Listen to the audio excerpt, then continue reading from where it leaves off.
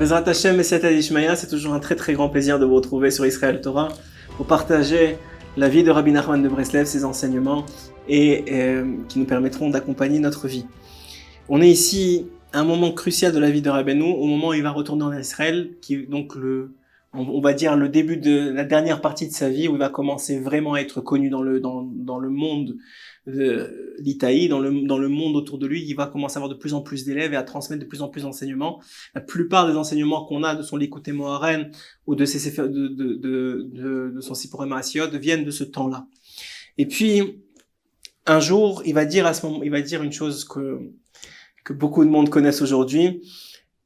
Une nouveauté comme moi, je le traduis directement, une nouveauté comme moi n'a pas encore existé dans le monde. Alors ça a l'air un peu fou, ça a l'air un peu orgueilleux même, on peut dire, pour ceux qui connaissent pas Rabbi Nachman et qui comprennent pas la sensibilité qu'il a, mais juste pour que vous compreniez qu'est-ce que ça veut dire. En réalité, on a déjà expliqué plusieurs fois, je pense même dans ces shiurim, qu'il y a dans le monde, dispersé dans le monde, beaucoup de tzadikim. Des tzadikim qui sont là pour guider le peuple d'Israël, pour racheter leurs fautes, pour les pardonner, pour les bénir, etc., etc., pour leur enseigner la Torah, pour leur transmettre la Torah, pour leur expliquer la Torah. Mais il y a 5 tzadikim qui, eux, sont ce qu'on appelle les Baal Hasadeh, les maîtres du chant, le chant de Dieu, qui est le chant, le Gan Eden, le chant des âmes.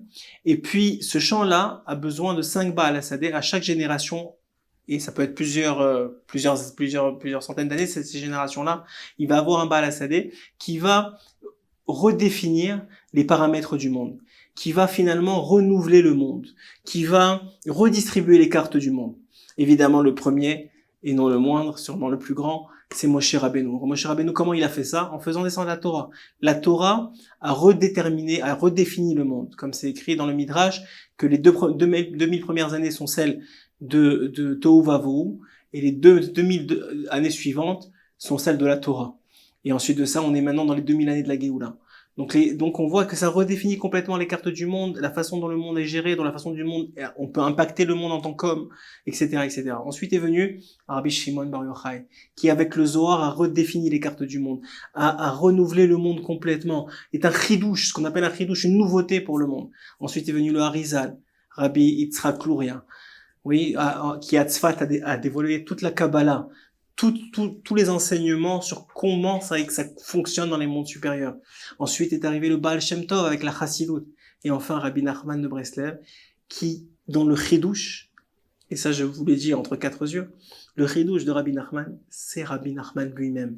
Parce que avant Rabbi Nachman, aucun tzaddik n'avait le droit d'intervenir et de prendre la main de chaque juif pour l'accompagner à travers ses défis quotidiens dans la vie de tous les jours pour celui qui veut s'attacher à lui.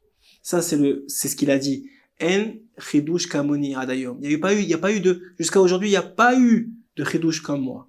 Et un jour, alors il parlait de cette idée-là, il a mentionné à ses élèves qu'il existait un scribe, donc un sophère, quelqu'un qui écrit des mezuzot et des téphilines de très très grande valeur. Il encouragea vivement ses disciples à acquérir des téphilines écrits de la main de ce scribe-là, car il travaillait dans la sainteté et la crainte du ciel. Sachez une chose aussi, entre parenthèses. Vous savez, aujourd'hui la Torah, c'est pas ce qui nous manque. La connaissance, c'est pas ce qui nous manque.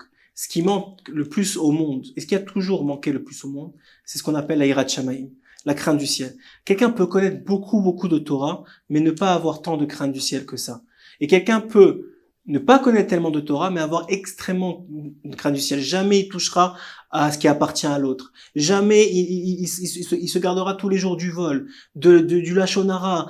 Il fera très attention à ce qu'il dit, à comment il mange, etc. Alors que dans les profondeurs de la Torah, si tu commences à ouvrir une Gemara avec lui, c'est pas forcément son fort. Mais la Yirat Shamayim, ça il l'a. Et sachez et encore, si on a et la Torah et la Yirat Shamayim, alors on est un tzaddik parfait. Et c'est ça qu'on veut atteindre ici. Et c'est ça que Rabbeinu essaye de donner à ses élèves, à ceux qui essaient de se rapprocher de lui et de Dieu. C'est d'abord la Yirat Shamayim. Donc évidemment, ses élèves, entendant ça, veulent absolument avoir des téphilines écrits par la main de ce Yirat Shamayim, de ce tzaddik. Et donc, même Rabbi Nachman lui-même a pensé à un moment acheter plusieurs paires de téphilines de ce sophère-là et les distribuer à ses disciples, mais il n'a pas réussi à atteindre cela. Ça s'est pas fait. Parce que dans chaque chose que Rabbi Nachman a voulu faire dans sa vie, il fallait énormément de sacrifices et il fallait payer une grande rançon au Yetzer Hara dans chaque chose. Il y a des choses qu'il a menées à bien parce que c'était extrêmement important de le faire, comme le Tikkun HaKlali, etc. Et d'autres choses qu'il a choisi de finir par ne pas faire. Ok? Donc ici, Rabbeinu va dire va dire à ses élèves qu'il y a un tzaddik comme ça, un scribe comme ça, mais au début il veut pas dévoiler son nom. Pourquoi? Parce qu'il ne veut pas que il devienne quelqu'un de très connu et que l'orgueil, la gahava, puisse l'atteindre. Parce que si, Rabbi Nachman explique dans la Torah 131, que si un homme ne sait pas prendre les compliments, ne sait pas prendre j'ai envie de dire les honneurs, c'est extrêmement dangereux pour lui, même jusqu'à être sakanat et fashot, il dit. Ça veut dire c'est un risque de mort, de vie ou de mort pour cette personne-là. En quoi c'est un risque de vie ou de mort? Je vais vous l'expliquer très rapidement.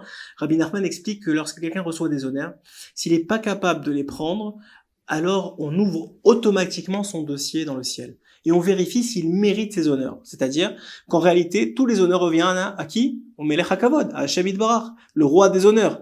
Si maintenant la personne ne sait pas les prendre et se les approprie pour elle-même, elle vient de se détruire la vie. Donc si un homme il n'est pas prêt à ça, il n'est pas capable de prendre ça, c'est extrêmement dangereux pour lui. Donc dit Rabbi Nachman, c'est pas que maintenant que chaque fois qu'on va faire un compliment, vous allez courir, que vous allez courir, vous allez fuir. Non, c'est pas comme ça que ça marche. Mais il faut tout de suite, dès qu'on reçoit un compliment ou quelque chose qu'on nous met en valeur, tout de suite redonner ça à Hachem. C'est grâce à Kadosh Baruch Hu, c'est Hachem qui m'a donné ça, c'est Hachem qui a fait pour Baruch Hachem, merci, c'est Hachem, il m'a guidé jusque dans cette affaire-là. Tout de suite, vous redonnez à Hachem pour qu'on n'ait pas le temps d'ouvrir votre dossier. Parce que c'est pas nous, c'est Hachem Yitbarach, il m'a choisi, dans le sens que, et même ça c'est une grandeur, mais ça veut dire, il m'a choisi comme Shaliach, je suis heureux de ça, je dis merci à Hachem pour ça. Et c'est déjà très grand. Donc il voulait pas que cet homme-là, qui, selon Rabbi Nachman, n'avait pas la capacité de prendre les honneurs, les reçoivent. Donc il n'a pas dit son nom. Mais il a un élève, le Maguid de Teroviska, qui a insisté. Entendant cela, il voulait absolument des téphilines de cet homme-là. Et finalement, Rabbeinu lui a dévoilé son nom. Donc Rabbi Yekutiel ne tarda pas à se rendre dans la ville dans laquelle il s'était renseigné sur cet homme-là, il vivait là-bas. Et puis ce scribe-là, il habitait dans une ville où il y avait énormément de scribes, et des scribes extrêmement connus dans le pays. Et personne, par contre, ne connaissait ce scribe-là. Pas seulement qu'il ne reconnaissait pas, il avait très peu de travail, et demandait énormément d'argent pour ça, pour son travail. Et puis donc il va le voir dans son bureau, enfin là, il le voit dans un tout petit endroit, avec une table collée à un mur, sa tête devant le mur, en écrivant, ne levant même pas la tête. Il lui demande à lui parler, sans lever la tête, il lui répond qu'il est très occupé, et qu'il y a des bien meilleurs scribes que lui dans la ville, qu'il aille voir quelqu'un d'autre.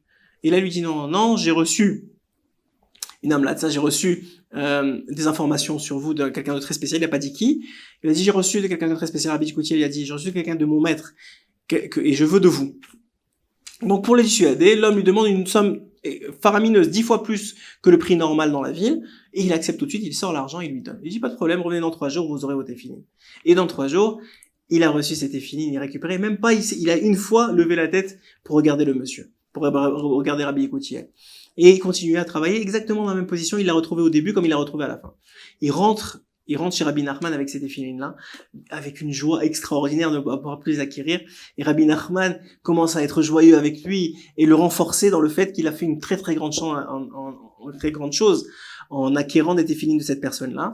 Et il lui dit, par exemple, je te conseille de les mettre seulement à Rosh Chodesh. Ces téphilines-là, ils sont du très haut niveau. Ça va peut-être t'abîmer. Si c'est trop haut, ce qu'on appelle ribouille or, c'est-à-dire quand la lumière est trop forte, c'est que ça aveugle. Si on n'est pas capable de recevoir, si on n'a pas les bonnes choses, donc il a dit, tu les mets à Rosh Chodesh et tu verras que tout ton mois sera béni grâce à ça. Et effectivement, tous les Rosh Chodesh, il sortait cette paire de téphilines-là, il mettait cette paire de téphilines-là, et il ressentait la Gdusha de tout le mois grâce à ça.